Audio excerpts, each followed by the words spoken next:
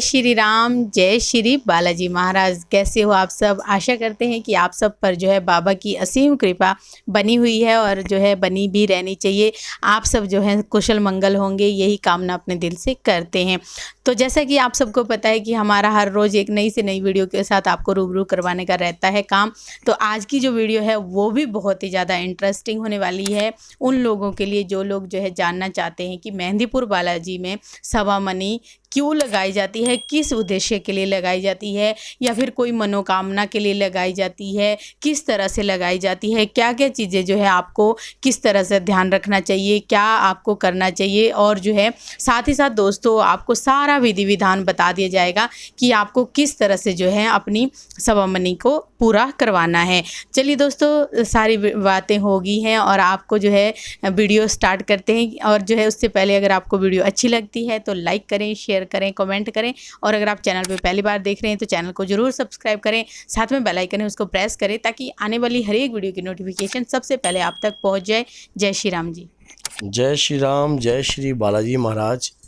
मेहंदीपुर की पवित्र शक्तियाँ आपके परिवार की रक्षा करें, आपके परिवार के अंदर दुख दरिद्र बीमारियों को दूर कीजिए। बाबा से यही प्रार्थना करता हूँ, यही गुहार करता हूँ।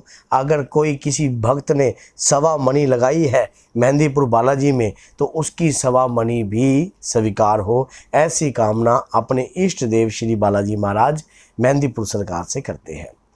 क्या है सवा मनी? आज सवा मनी की पूरी टोटल जानकारी आपको इस वीडियो में प्राप्त हो जाएगी। अगर किसी को पता भी नहीं और किसी को लगानी भी नहीं आती तो वो भी मैं आज आपको इस वीडियो के माध्यम से आपको बता दूंगा कि सवा मनी क्यों लगती है, किस लिए लगती है और क्यों लगानी चाहिए सवा मनी मेहंदीपुर बालाजी में। देखिए, सवा मनी का जो रूप है वो मेहंदीपुर में क्यों लगाई जाती है सवा मनी। एक छोटी सी कहानी थी। एक राजा का एक लड़का बीमार हो गया था। तो जब महंत जी महाराज ने उन्हें कहा कि आप मेहंदीपुर में आकर सवा मनी लगाइए, तो उन्होंने आकर सवा मनी लगाई। तो उन्होंने 50 किलो का कम से कम सोना दान कर दिया। तब महंत जी महाराज ने प्रार्थना करी श्री बालाजी महाराज से कि प्रभु, हर कोई आदमी और 50 किलो का सोना लगाने के जो दान करने के बाद उसका पुत्र जो है ठीक हुआ, लेकिन पूर्ण रूप से जो है ठीक नहीं हुआ। तो उन्होंने महंत जी महाराज से पूछा, तो उन्होंने कहा कि मैं बाबा से प्रार्थना करके, बाबा ने जब उन्हें आदेश दिया कि 50 किलो का सोना दान करने से हर व्यक्ति 50 किलो का सोना दान नहीं कर सकता, तो क्या किया जाए? इन्हें कहे कि 50 किलो अन्न दान करें।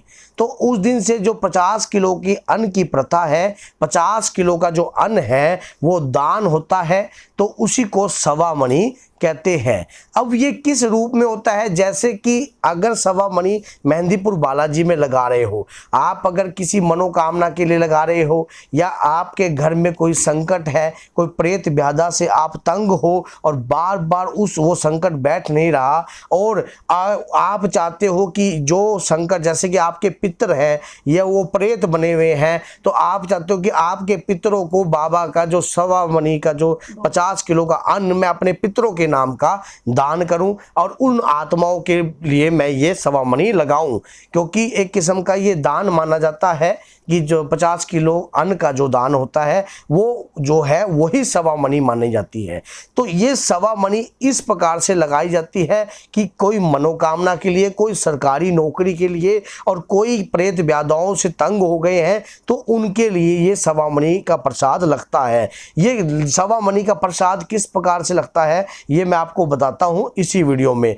अब किस व्यक्ति को किस तरीके से सवा मनी लगानी चाहिए, जैसे कि सवा मनी में क्या होता है कि 20 किलो लड्डू और 10 किलो के जो पूरी सब्जी रहता, इस प्रकार का ये टोटल जो है ये लड्डुओं से भी लगती है तो हलवे से भी लगती है। आपको लड्डू जैसे भी 20 किलो या तो लड्डू ले लीजिए या फिर उसकी जगह आप हलवा भी करवा सकते हो। इनके जो है रेट में डिस्टेंस हो जाता है, तो जो जैसे कि ये दुकानों से भी मिल जाती है, प्राप्त होती है, और सीधा मंदिर से भी मिलती है। समझ गए। अगर दुकानों से लेकर आप लगाते हो तो वहाँ पर जो भोग, जब सवा मणि का भोग लेकर लवाया जाता है कि सवा मणि का भोग है, तो आपको एक विशेष रास्ते से सीधा अंदर ले जाया जाता है। जब अगर आप दरबार से लगा रहे हो तो जैसे कि चाहे बाहर से लगा रहे हो तो वो दुकानदार जो होता है अपने तरीके से वहाँ पर आपको ले जाता है, और वहाँ पर जाकर जो घी का डब्बा लगता है आपका, अगर बाहर से आप सवा मणि लगाते हो, और अगर जो मंदिर की तरफ से सवा मणि लगा रहे हो, सवा मणि मंदिर में पहले तो राम मंदिर के अंदर ये बैठे थे, अब लेकिन अब जो राम सेवा ट्रस्ट वाले हैं, अब ये बाहर इन्होंने एक ऑफिस बना दिया है। अभी जब लेटेस्ट जब मंदिर का नवीन निर्माण हो रहा है तो वहाँ से भी आप सवा मणि को बुक करवा सकते हो। तो वो सवा मणि का जो समय है वो आपको बता देंगे कि इस वक्त आपकी सवा मणि लगेगी, और इस प्रकार से वहां पर आप लड्डुओं का लगाना चाहते हो तो लड्डुओं के तरीके से भी लगा सकते हो। अगर लड्डुओं से नहीं लगानी तो हलवे से लगा सकते हो। अब जैसे कि अगर आपकी मनोकामना के पूर्ण, अगर किस व्यक्ति को किस किस तरीके से लगानी चाहिए तो मैं आपको बता रहा हूं। अगर कोई व्यक्ति के ऊपर पारिवारिक संकट रहा है, काफी समय से रहा है, और उसका संकट कट चुका है और वो संकटों से फारिग हो चुका है, उसके शरीर पर अब संकट नहीं है और बाबा की असीम कृपा, बाबा के वीर उनके शरीर पर कृपा कर रहे हैं और बाबा के दूतों की कृपा उनके ऊपर होने लगी है, तो वो क्या करे, वो आपको उनको जो सवा मणि लगानी चाहिए तो उनको हलवे के साथ लगानी चाहिए।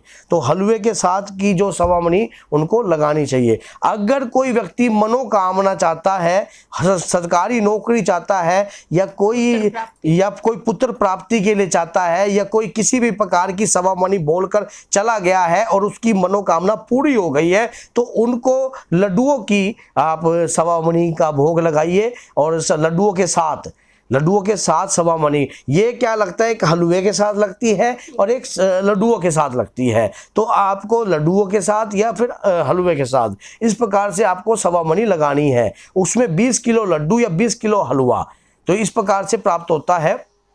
अब अब किस प्रकार से वो दुकानदार दे रहे हैं, अब कोई नया रूल है तो पता नहीं, लेकिन जो स्थिति पहले थी जो वो मैंने आपको इस वीडियो के माध्यम से बता दी। ये सीधा बाबा के दरबार में जाकर भोग लगेगा, और उस सवा मणि को आप वहां पर राहगीरी को, अगर आप किसी संगत के साथ आ रहे हो तो संगत के साथ आ रहे हो तो आप अपनी संगत में उस सवा मणि को बांट सकते हो। तो आपकी संगत में आपके गुरु के माध्यम से वो जो सवा मणि है वो लग जाती है। तो अगर नहीं तो फिर वहां पर जो है कि राहगीरी में भी लोग बांटते हैं सवा मणि, या मंदिर के माध्यम से कहते हो तो मंदिर भी अपने तरीके से सवा मणि को बंटवा देते हैं। तो इस प्रकार मैंने आपको सवा मणि के बारे में बताया। हाँ, अगर जैसे कोई व्यक्ति है काफ़ी लंबे समय से उसने सवा मणि बोल दी है और वो सवा मणि उसका काम बन गया है और वो सवा मणि नहीं लगाने आ रहा, तो भैया देरी मत कीजिए, क्योंकि जो चीज़ आपकी अगर मनोकामना पूर्ण हो गई है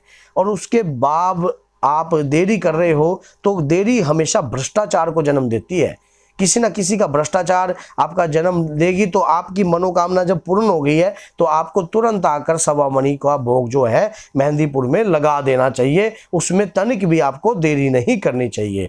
और अगर कोई व्यक्ति का संकट कट नहीं रहा और वो परेशान है, तो आप चाहते हो कि उस संकट की सदगति हो जाए, तो उसके नाम की भी आप सवा मणि मेहंदीपुर बालाजी में लगा सकते हो। आप इस प्रकार से प्रार्थना कर सकते हो कि हे बालाजी महाराज, मेरे घर पर मैं बहुत ज़्यादा परेशान हूँ और ये संकट जो है हमारे घर का पीछा नहीं छोड़ रहा है, हम तंग आ गए हैं। तो आप सीधा डायरेक्ट भी सवा मणि मांग सकते हो बाबा से कि बाबा मेरा ये संकट कट जाए, मैं बाबा दरबार में सवा मणि लगाऊंगा, और जिस विधिवत विधान से लगाऊंगा वो आपको मैंने बता दिया कि इस विधिवत आप सवा मणि का भोग मेहंदीपुर बालाजी में इस तरीके से आप लगा सकते हो। और प्रार्थना कर देखो, प्रार्थना में बहुत शक्ति है।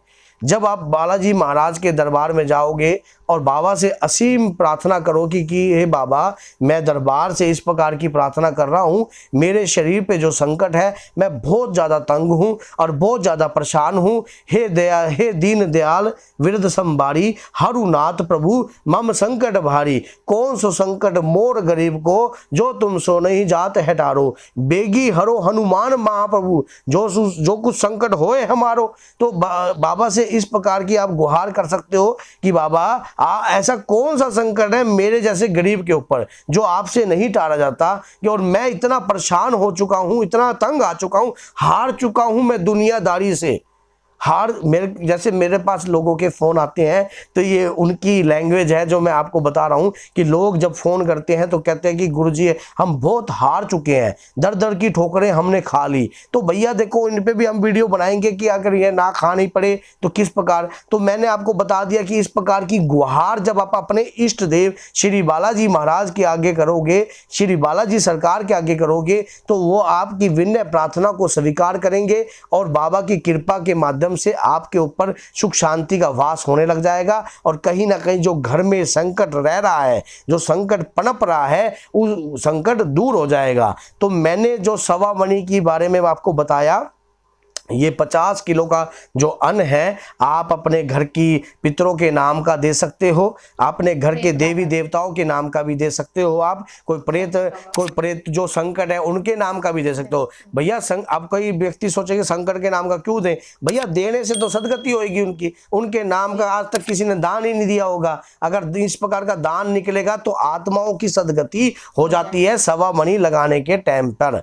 तो इस प्रकार से आप सवा मणि लगा सकते हो, इस तरीके से आप सवा मणि लगाइए। और मैंने जो भी जानकारी दी है श्री बालाजी महाराज की कृपा के अनुसार दी है। बाबा की कृपा आपके ऊपर बरसती रहे। और आप जो वीडियो देख रहे हैं वो अगर सवा मणि लगाने की सोच रहे हैं तो इस तरीके से आप सवा मणि लगाइए। और ये देख लिए एक बात, ये बात याद रखना, बालाजी महाराज की सवा मणि लगाने के बाद आप जो बाबा का जो प्रसाद होगा उसको, जो अगर संकटों की सवा मणि लगाओगे तो आपने वहीं पर बांट देना है। अगर कोई मनोकामना का आप सवा मणि लगाओगे तो सिर्फ आप 2 लड्डुओं या 3 लड्डुओं के ज़्यादा अपने घर में मत लेके जाना, समझ गए। तो और सिर्फ थोड़ा लड्डुओं का प्रसाद ही आप घर लेके जा सकते हो। कई लोगों के मन में ऐसा क्वेश्चन हो सकता है कि भैया हमने सवा मणि, जैसे हम सालासर में लगा रहे हैं तो हम तो सवा मणि घर ले आते हैं, यहाँ आके बांटते हैं, तो कईयों का क्वेश्चन मार्क हो सकता था। तो इसका उत्तर मेरे मन में अपने आप ही आ गया। आज इन्होंने उत्तर नहीं पूछा तो फिर आज मैंने अपने आप ही दे दिया कि कई बार क्या पता आपके मन में। हाँ, तो आप भैया 2 लड्डू या 3 लड्डुओं से ज़्यादा मत लेके आना, मेहंदीपुर में ही बांट देना, क्योंकि वहीं पर से बहुत लोग मिलते हैं खाने वाले और बहुत खा जाएंगे आपके वहाँ पर जो प्रसाद ग्रहण करेंगे। तो मैंने ये जानकारी दी, आपको ये जानकारी कैसे लगी कमेंट में बताना। और बाबा के प्यारे चैनल में आप बाबा के प्यारे भक्तों का बहुत स्वागत है, अभिनंदन है। और ऐसे ही एक बार जयकारा जरूर लगा देना। जयकारा बोलूं तो जयकारा है, बाबे की फौज करेगी मौज, बाबे की फौज करेगी मौज, अब बाबे की फौज करेगी बल्ले बल्ले। बाबा की कृपा आपके घर में बरकरार रहे। जय श्री राम, जय श्री बालाजी महाराज। आज का सवाल रह गया। अच्छा, पिछले सवाल का जो क्वेश्चन था वो ये था कि भाई किसी ने कहा था कि हाँ, मैंने पूछा था कि माता सती के पिता का क्या नाम था। तो माता सती के पिता का नाम क्या था? वो था दक्ष प्रजापति, जिनका शीश कटा था, समझ गए। तो जिनका शीश कटा था वो उनके पिता का नाम था। अब मैं क्वेश्चन ये पूछता हूं कि जिसने शीश काटा था उन्होंने किस रूप में आकर काटा था, उन शक्ति का नाम आपने, ये क्वेश्चन है आपसे कि राजा जो दक्ष था उसका जो शीश काटा था तो किस शक्ति ने काटा था। तो वो भगवान शंकर की ही शक्ति थी, पर क्या नाम से विख्यात थी ये आपने बताना है। जय श्री राम, जय श्री बालाजी।